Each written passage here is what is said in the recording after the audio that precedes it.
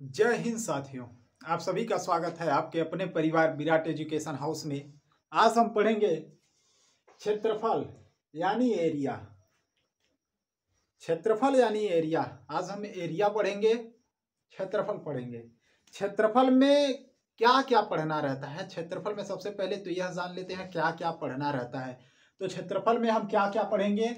आयत पढ़ेंगे, उसके बाद वर्ग पढ़ेंगे, उसके बाद चतुर्भुज पढ़ेंगे, फिर त्रिभुज पढ़ेंगे, फिर वृत्त पढ़ेंगे।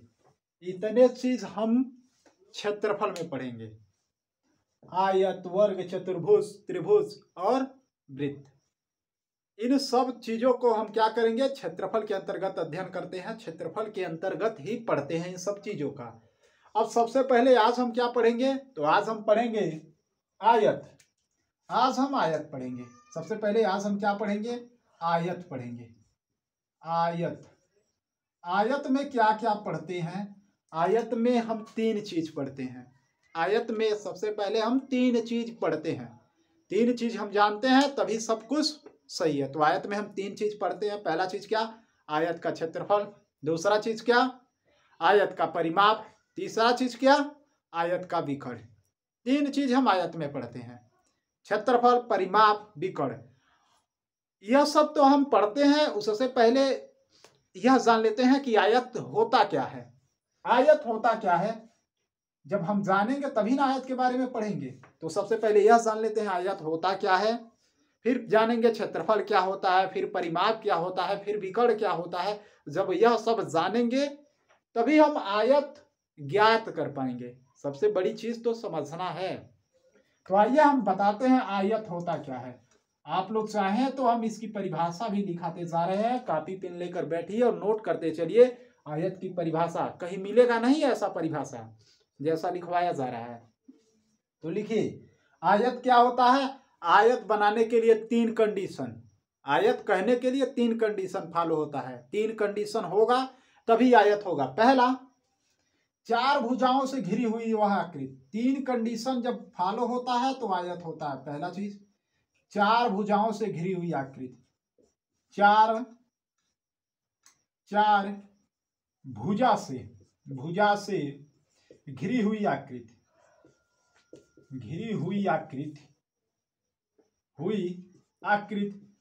आयत में क्या होता है? चार भुजा होते हैं। आयत चार भुजाओं से घिरी हुई आकृति होती है। पहला कंडीशन, यहां देखिए चार भुजा है, चार भुजाओं से घिरी हुई आकृति है, पहला कंडीशन। दूसरा कंडीशन क्या होता है? आयत के आमने सामने की भुजाएं बराबर होती हैं, इक्वल होती हैं। तो आयत का आमने सामने की भुजा क्या होती है? बराबर होती है। दूसरा कंडीशन क्या फॉलो करता है आयत होने के लिए? कि उसके आमने सामने की भुजा, आमने सामने की भुजा बराबर होती है। तीसरा कंडीशन क्या होता है? दो तो हम पढ़े आयत होने के लिए, तीन कंडीशन बताए हैं। पहला क्या? चार भुजाओं से घिरी हुई आकृति हो। दूसरा, आमने सामने की भुजाएं बराबर हो। तीसरा कंडीशन मोस्ट इंपॉर्टेंट, तीसरा कंडीशन, प्रत्येक भुजा आपस में 90 डिग्री का कोण बनाती हो। प्रत्येक भुजा आपस में 90 डिग्री का कोण बनाती हो। तो तीसरा कंडीशन क्या है? प्रत्येक भुजा आपस में 90 डिग्री का कोण बनाती है। प्रत्येक भुजा आपस में 90 डिग्री का कोण बनाती हैं। तीन चीज आयत में आप लोग लिख लेंगे। पहला चीज, आयत चार भुजाओं से घिरी हुई वह आकृति है जिसके आमने सामने की भुजाएं बराबर होती हैं और प्रत्येक भुजा 90 डिग्री का कोण बनाते हैं। प्रत्येक भुजा आपस में 90 डिग्री का कोण बनाते हैं। उसे क्या बोलते हैं? यह तीनों कंडीशन शामिल होने के बाद ही उसे हम क्या बोलते हैं? आयत बोलते हैं। पहला चीज, जब यह तीनों कंडीशन फॉलो होगा तभी आयत होगा। अब हम बताए हैं आयत में क्या क्या पढ़ना है, क्षेत्रफल में क्या क्या पढ़ना है, तो उसके लिए बताएं। आयत पढ़ेंगे, वर्ग पढ़ेंगे, चतुर्भुज, त्रिभुज और वृत्त। अब आयत में क्या क्या पढ़ना है अब हम लिख लेते हैं। आयत में क्या क्या पढ़ना है? आयत क्या होता है यह समझ लिए, रेक्टेंगल यह समझ लिए। अब आयत में क्या पढ़ेंगे? आयत का क्षेत्रफल पढ़ेंगे। आयत का क्षेत्रफल पढ़ेंगे। दूसरा, आयत का परिमाप पढ़ेंगे, तीसरा, आयत का विकर्ण पढ़ेंगे, आयत का विकर्ण पढ़ेंगे। यह हम तीन चीज आयत में पढ़ते हैं, तीन चीज आयत में पढ़ते हैं। क्या? आयत का क्षेत्रफल, आयत का परिमाप, आयत का विकर्ण। यही तीन चीज हम पढ़ते हैं आयत में। आयत मतलब रेक्टेंगल में। आयत की परिभाषा हम लिख लिए। अब क्षेत्रफल पढ़ते हैं। आयत में हम क्षेत्रफल पढ़ते हैं तो सबसे पहले तो यह जान ले क्षेत्रफल क्या होता है। जब यह जानेंगे तभी ना पता चलेगा कि क्षेत्रफल होता क्या है और कैसे ज्ञात करेंगे। तो पहले हम यह जान लेते हैं क्षेत्रफल क्या होता है। पहला चीज क्षेत्रफल क्या होता है। तो क्षेत्रफल हम बता रहे हैं, क्षेत्रफल क्या होता है। आप लोग लिखते चलिए, लिख लीजिए, समझ लीजिए क्षेत्रफल क्या होता है। कहीं बताया नहीं गया होगा कि क्षेत्रफल क्या होता है। और आयत में क्षेत्रफल कब ज्ञात करेंगे। यह न प्रश्न में कहे कि क्षेत्रफल ज्ञात करिए, वैसे ही प्रश्न दे दे तो कैसे पता चलेगा कि क्षेत्रफल ही ज्ञात करना है। यह सब बताएंगे, तो वीडियो में बने रहिए। तो क्षेत्रफल क्या होता है। क्षेत्रफल क्या होता है। दो संख्याओं का गुणनफल। क्षेत्रफल क्या होता है। वह दो संख्याओं के गुणनफल, दो संख्याओं का गुणनफल। क्षेत्रफल क्या होता है। दो संख्याओं का गुणनफल, दो संख्याओं का गुणनफल, संख्याओं का गुणनफल, दो संख्याओं का गुणनफल। गुणनफल में क्या होगा, लंबाई और चौड़ाई। दो संख्या क्या होगी, लंबाई और चौड़ाई दे रहेगा। तो क्षेत्रफल क्या होता है, दो संख्याओं का गुणनफल होता है, दो संख्याओं का गुणनफल होता है। पहला कंडीशन, क्षेत्रफल को हम वर्ग मीटर या वर्ग सेंटीमीटर में व्यक्त करते हैं, या वर्ग किलोमीटर में व्यक्त करते हैं, वर्ग मिलीमीटर में, वर्ग हेक्टोमीटर में। मतलब क्षेत्रफल को हम किस में व्यक्त करते हैं, वर्ग सेंटीमीटर में या वर्ग मीटर में या वर्ग किलोमीटर में व्यक्त करते हैं। यह कंडीशन फॉलो। अब हम क्षेत्रफल कब ज्ञात करेंगे। प्रश्न में क्या कहेगा तो हम जान जाएंगे कि क्षेत्रफल ही ज्ञात करना है। बेसिक क्लास है, यह बेसिक क्लास है, तो पहले हम जानेंगे प्रश्न में क्या कहेगा कि हम जान जाएंगे कि क्षेत्रफल ज्ञात करना है। तो पहला चीज, जब आपके प्रश्न में क्षेत्रफल कब ज्ञात करेंगे, क्षेत्रफल कब ज्ञात करेंगे। यदि प्रश्न में दे दिया जाता है कि एक आयत की लंबाई इतनी है, चौड़ाई इतनी है और क्षेत्रफल ज्ञात करिए, तो आप ज्ञात कर लेंगे। यदि यह न कहे कि यह दे दे एक आयत की लंबाई इतना है और एक उसकी चौड़ाई इतना है, और यह न कहे कि क्षेत्रफल ज्ञात करिए, कुछ और कार्य कर दे, तो कैसे पता चलेगा क्षेत्रफल ज्ञात करना है। तो क्षेत्रफल हम कब ज्ञात करेंगे। क्षेत्रफल ज्ञात करने का प्रश्न में क्या बात कहेगा तो हम जान जाएंगे कि क्षेत्रफल ज्ञात करना है। तो क्षेत्रफल कब ज्ञात करेंगे। पहला चीज, जब आप आयत के पृष्ठ पर कार्य करते हैं, आयत के पृष्ठ पर कार्य करते हैं, आयत के पृष्ठ पर कार्य करते हैं, जब आयत के पृष्ठ पर कार्य करते हैं आप, पहला चीज। दूसरा, जब प्रश्न में कहे सड़क बनवाना हो, सड़क बनवाना हो या सड़क पर गिट्टी डलवाना हो, बात एक ही है। सड़क पर गिट्टी डलवाना हो।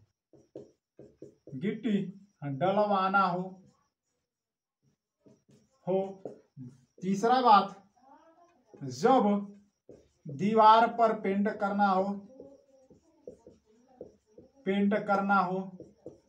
चौथी बात, जब दीवार पर पेंट करना हो। चौथी बात, जब टाइल्स या पत्थर लगाना हो, जब टाइल्स या पत्थर लगाना हो, यह सब बात प्रश्न में कहा जाए, कह दे कि एक आयत की लंबाई x है, उसकी चौड़ाई इतना है, y है, तो उस आयत में टाइल्स लगवाए जा रहे हैं तो कुल कितना सेंटीमीटर टाइल्स या कुल कितना किलोमीटर टाइल्स लगेगा। तो क्या करेंगे, जब ऐसी बात कहता है तो क्या करेंगे, क्षेत्रफल ज्ञात कर लेंगे। यह नोट हो गया। अब आगे हम जानते हैं परिमाप कब ज्ञात करते हैं। परिमाप कब ज्ञात करते हैं, परिमाप ज्ञात करने का भी कंडीशन होता है। परिमाप कब ज्ञात करते हैं, तो आगे लिख लीजिए, परिमाप कब ज्ञात करते हैं। परिमाप कब ज्ञात करते हैं, करते हैं जब प्रश्न में दे दे कि एक आयत की लंबाई x है, उसकी चौड़ाई y है, तो परिमाप बताइए, तो परिमाप हम बता देंगे। जब यह न कहे कि परिमाप बताइए, यह न दे प्रश्न में, तो कैसे पता चलेगा कि परिमाप ही ज्ञात करना है। तो कैसे पता चलेगा परिमाप ज्ञात करना है, तो प्रश्न में कुछ बात कहेगा। कौन कौन सा बात कहेगा, 1 2 3 बात, 3 4 बातें कहेगा। तो सबसे पहले हम यह जान लेते हैं परिमाप क्या होता है। तो परिमाप के लिए एक फिगर बना लेते हैं, उसे हम समझ लेते हैं। परिमाप का संधि विच्छेद होता है परिधन माप। परि माने क्या होता है, बाहर बाहर, ऐसे बाहर बाहर। परिधन माप, बाहर बाहर माप मतलब मापन, बाहर बाहर के माप को हम क्या बोलते हैं, परिमाप बोलते हैं। बाहर बाहर के माप को क्या बोला जाता है, परिमाप बोला जाता है। तो बाहर बाहर के माप को क्या बोलते हैं, परिमाप बोला जाता है। परिमाप होता क्या है, तो सभी भुजाओं का योग होता है। परिमाप क्या होता है, सभी भुजाओं का योग होता है। यह बात समझ में आया। आगे हम जानते हैं परिमाप प्रश्न में क्या कहेगा, तो जान जाएंगे कि परिमाप ज्ञात करना है। तो परिमाप कब ज्ञात करेंगे, जब आपसे प्रश्न में आयत के चारों तरफ बाड़ लगाना हो, या जब आपसे प्रश्न में आयत के चारों तरफ तार लगवाना हो, या आयत के चारों तरफ पेड़ लगवाना हो। कह दे खेत के चारों तरफ पेड़ लगाया जा रहा है, तो कुल कितना पेड़ लगेगा या कितना मीटर पेड़ लगेगा, तो यह सब ज्ञात कर लेंगे। चौथा, जब आयत के चारों तरफ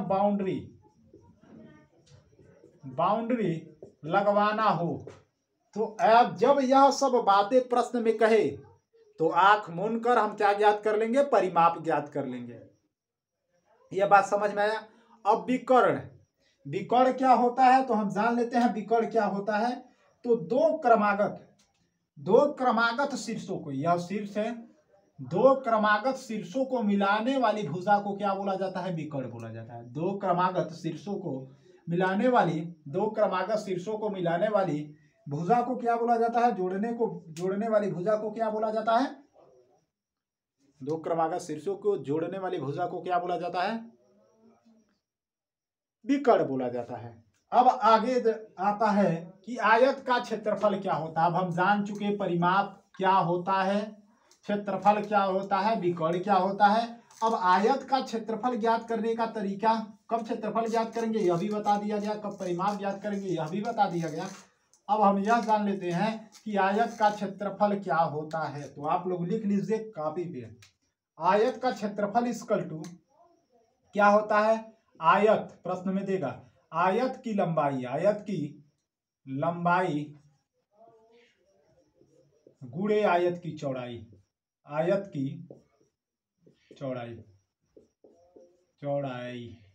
मतलब L इंटू बी कह सकते हैं, लेंथ इंटू बेस।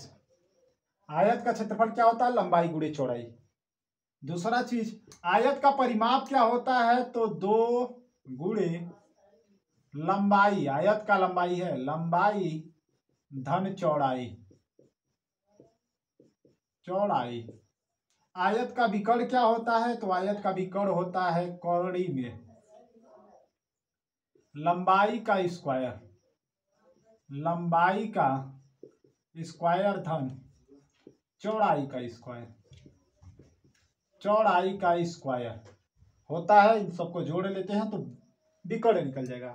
तो आयत का क्षेत्रफल क्या होता है, लंबाई गुणे चौड़ाई, यानी आयत की लंबाई और आयत का चौड़ाई इंटू आयत का परिमाप क्या होता है, 2 गुणे लंबाई धन चौड़ाई। आयत का विकर्ण क्या होता है, लंबाई धन चौड़ाई, लंबाई स्क्वायर धन चौड़ाई स्क्वायर, कड़ी में लंबाई स्क्वायर धन चौड़ाई स्क्वायर। एक चीज और हम जान लेते हैं, आयत का परिमाप। आयत का परिमाप क्या होता है, 2 गुणे लंबाई धन चौड़ाई, या यह कह सकते हैं कि आयत के सभी भुजाओं का योग। आयत के सभी भुजा का योग, सभी भुजा का योग, आयत के सभी भुजा का योग होता है। क्या परिमाप होता है, परिमाप क्या होता है, आयत के सभी भुजाओं का योग होता है। अब हम जान लिए आयत का क्षेत्रफल क्या होता है, लंबाई गुणे चौड़ाई। आयत का परिमाप क्या होता है, 2 गुणे लंबाई धन चौड़ाई, या आयत के सभी भुजाओं का योग। उसका विकर्ण क्या होता है, कड़ी में लंबाई स्क्वायर धन चौड़ाई स्क्वायर। अब आता है, हम प्रैक्टिस करते हैं। पहले छोटे छोटे नॉर्मल से सवाल देंगे, उसके बाद लेवल बढ़ाते जाएंगे। तो घबराना नहीं है, आसान प्रश्नों से और कठिन प्रश्नों से डरना नहीं है। तो आइए हम शुरू करते हैं। पहला प्रश्न है आपका, पहला प्रश्न है कि लिख लेते हैं, एक खेत के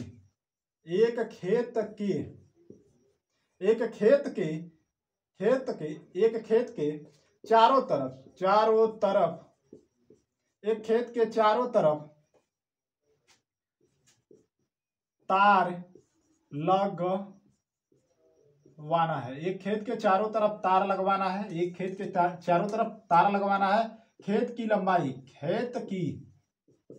लंबाई 100 मीटर है तथा चौड़ाई 75 मीटर है।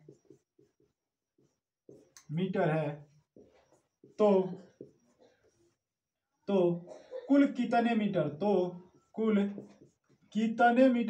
लगेंगे, कुल कितने मीटर तार लगेंगे। एक खेत के चारों तरफ प्रश्न है, फिर से हम पढ़ लेते हैं। एक खेत के चारों तरफ तार लगवाना है। खेत की लंबाई 100 मीटर तथा चौड़ाई 75 मीटर है, तो कुल कितने मीटर तार लगेंगे। चारों तरफ तार लगवाने में कुल कितना मीटर तार लगेगा। खेत इतना लंबा और इतना चौड़ा है। यह बात समझ में आई। अब हम जानते हैं, जब यह प्रश्न में कहा तार लगवाने के लिए, अब यह तो नहीं कहा है प्रश्न में कुछ कि क्षेत्रफल बताइए, परिमाप बताइए, विकर्ण बताइए, ऐसी कुछ बातें नहीं कहा है। क्या बोला है कि तार लगवाना है।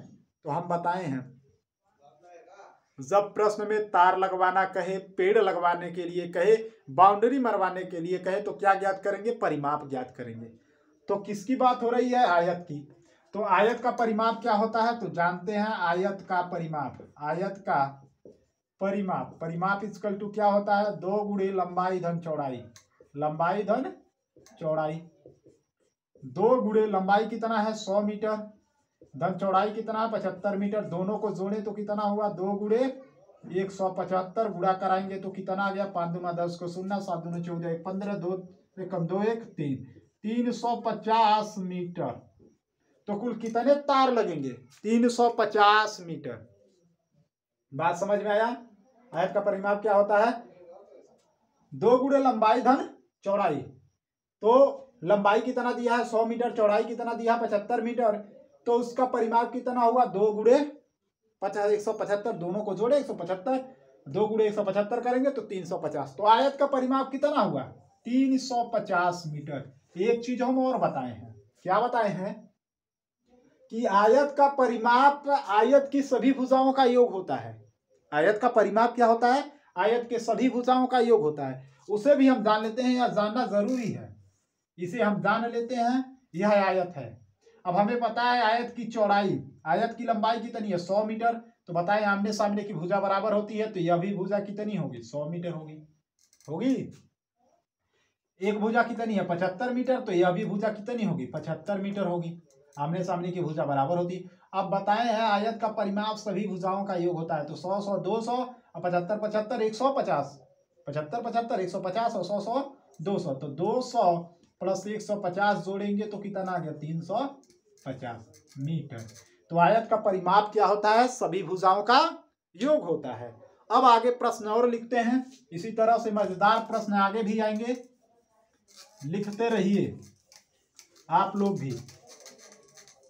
चलिए एक प्रश्न और हम इसी तरह मजेदार सा, एक आयत की, एक खेत के चारों तरफ क्या लगवाना है, पेड़ लगवाना है, या एक खेत के चारों तरफ तार लगवाना है। खेत की लंबाई 50 मीटर है तथा चौड़ाई 40 मीटर है, तो खेत में कुल कितने मीटर तार लगेंगे, यानी बाउंड्री कराने में, चारों तरफ से घेरने में कितने मीटर तार लगेंगे। तो हमें पता है तार लग रहा है, तो जब तार लगाया जाता है तो क्या ज्ञात करते हैं, आयत का परिमाप ज्ञात करते हैं। तो परिमाप इक्वल टू क्या होता है, परिमाप इक्वल टू, आयत का परिमाप इक्वल टू होता है 2 गुणे लंबाई धन चौड़ाई, लंबाई धन चौड़ाई। तो 2 गुणे 50 और 40 जोड़ेंगे, यानी 50 + 40 जोड़ेंगे तो कितना आ गया, 90। 2 गुणे 90 इक्वल टू 180 मीटर। तो कितने मीटर तार लगेंगे, 180 मीटर तार लगेंगे चारों तरफ बाउंड्री कराने में। या तो हम फिगर के माध्यम से समझ लेते हैं, इधर कितना है, 50 मीटर लंबाई है तो 50 मीटर इधर भी होगा, 40 मीटर इधर भी, तो 40 मीटर इधर, 50 50 100 40 40 80, 50 50 100 40 40 80, 180 180 मीटर। समझ में आया बात। अब आगे प्रश्न लिखते हैं, और आगे अगला प्रश्न आप लोग लिखिए कि एक आयत, लिखिए एक आयत की लंबाई, लिखते रहिए, एक आयत की लंबाई, एक आयत की लंबाई, एक आयत की लंबाई 30 मीटर है, यह मतलब मीटर, तथा उसकी चौड़ाई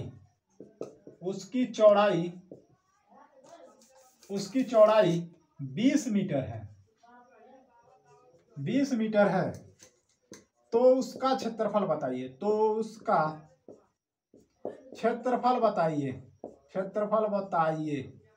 आयत का क्षेत्रफल बताइए क्या होगा। तो हम बताए हैं आयत का क्षेत्रफल इक्वल टू क्या होता है, आयत का क्षेत्रफल इक्वल टू क्या होता है, तो आयत का क्षेत्रफल इक्वल टू होता है,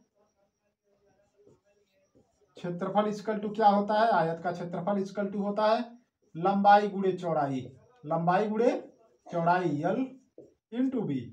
तो लंबाई कितना दिया है, 30 मीटर, चौड़ाई कितना दिया है, 20 मीटर। इन दोनों का गुणा करेंगे तो 3 दूना 6, कितना आ गया, 600 मीटर। अब बताए हैं, क्या बताए हैं, क्षेत्रफल को वर्ग मीटर में यानी मीटर स्क्वायर में व्यक्त किया जाता है। तो क्षेत्रफल है तो कितना आ गया, 600 मीटर स्क्वायर, 600 मीटर स्क्वायर। एक प्रश्न और हम इस पे करते हैं, उसके बाद वीडियो लंबी ना हो जाए। आखिरी प्रश्न इसका देखते हैं, फिर अगले क्लास में इस पर आधारित प्रश्नों को सॉल्व किया जाएगा। एक प्रश्न और देखते हैं, एक आयत का देखते हैं, एक आयत की लंबाई 80 मीटर है तथा चौड़ाई 60 मीटर है। एक आयत की लंबाई 80 मीटर तथा चौड़ाई 60 मीटर है, तो उसका क्षेत्रफल क्या होगा। तो हम बताए हैं आयत का क्षेत्रफल इक्वल टू क्या होता है, आयत का क्षेत्रफल इक्वल टू लंबाई गुणे चौड़ाई। अभी इस पे मजेदार प्रश्न अगली वीडियो में कराया जाएगा आयत पर। अभी यह बेसिक क्लास है, बस समझाए हैं।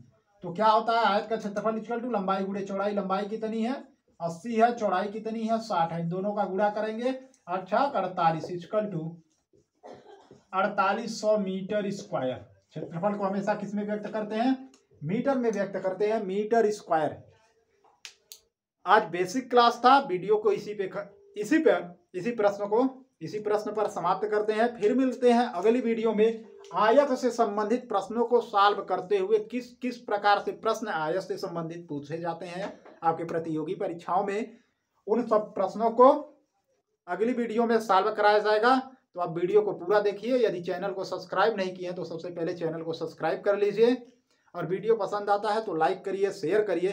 फिर मिलते हैं अगली वीडियो में मजेदार प्रश्नों के साथ। तब तक के लिए धन्यवाद। जय हिंद, जय भारत, वंदे मातरम।